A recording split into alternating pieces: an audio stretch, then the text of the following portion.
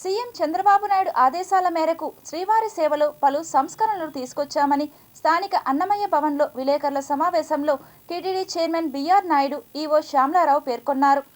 ఇప్పటి వరకు మన దగ్గర ఉన్నటువంటి రికార్డు ప్రకారం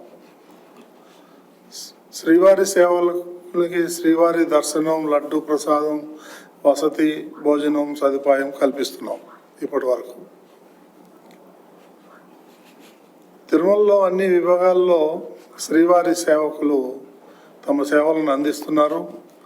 రోజుకు 3,500 మంది శ్రీవారి సేవకులు సేవలు అందిస్తున్నారు.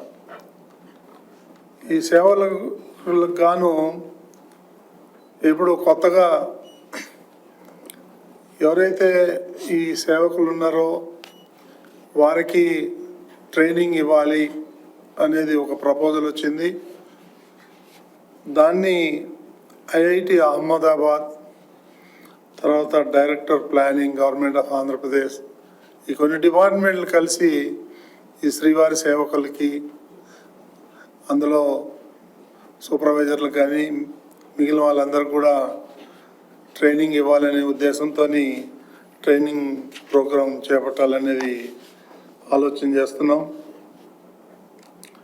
వారి ఆధ్వర్యంలో సంయుక్తంగా శిక్షణ ఇచ్చి శ్రీవారి భక్తులకి మెరుగైన సేవలు ఎలా అందించాలి, ఏం చేయాలి, ఇంకా మెరుగైన సేవలు ఎలా ఇవ్వాలి అనే దాని మీద వాళ్ళకి 3 రోజులు 5 రోజులు ట్రైనింగ్ ఇచ్చి వాళ్ళని తర్వాత సేవలకి ఉపయోగించుకునే అవకాశం గురించి ఆలోచన చేస్తున్నాం. అదేవిధంగా గ్రూప్ సూపర్వైజర్స్, ఈ విభాగంలో 45 నుంచి 65 సంవత్సరాల వయసు ఉన్నవారు శ్రీవారి సేవకులకు పేర్లను నమోదు చేసుకోవాలని తిరుమల తిరుపతి దేవస్థాన విభాగంలోని సేవకులు అందించే సేవలను వీరు ఎప్పటికప్పుడు పర్యవేక్షించే గ్రేడింగ్ రూపంలో అధికారులకు నివేదిస్తారు. తద్వారా సేవకులకు మరింత క్రమశిక్షణ సేవలు అందించేందుకు అవకాశం ఉంటుంది. వీరి సేవా కాల పరిమితి ఏదైతే ఉందో 15 రోజులు కానీ, 30 రోజులు కానీ, 90 రోజులు కానీ.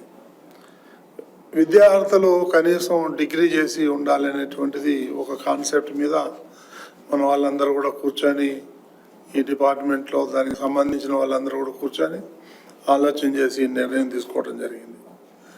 ఈ సంస్కరణలు ఎలా వస్తున్నాయి అనేది, రిజల్ట్ ఏమిటి, ఫలితాలు ఏంటనేది చూడటానికి ఫీడ్బ్యాక్ సిస్టమ్ కూడా ఒకటి చాలా సిస్టమేటిక్గా డెవలప్ చేయడం జరిగింది. అదే IVRS సిస్టమ్ ద్వారా, తర్వాత శ్రీవారి సేవకుల ద్వారా ఫిజికల్ సర్వే, వాట్సాప్ నంబర్ ద్వారా, ఈ QR కోడ్ మీరు చూస్తూ ఉంటారు వివిధ ప్రాంతాల్లో, వాటి ద్వారా కూడా ఫీడ్బ్యాక్ తీసుకోవడం వలన చాలా ఎక్కువ పర్సంటేజ్, మోర్ దాన్ 95% మనం పాజిటివ్ ఫీడ్బ్యాక్ వచ్చింది.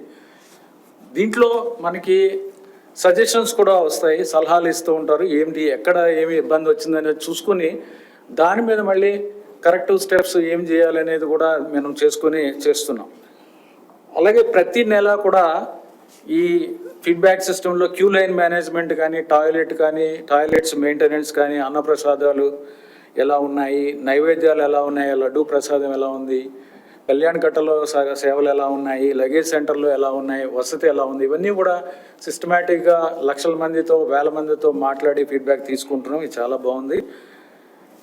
వీటిలో ముఖ్యంగా క్యూ లైన్ మెయింటెనెన్స్ అనేది చాలా బాగా చేస్తున్నాము.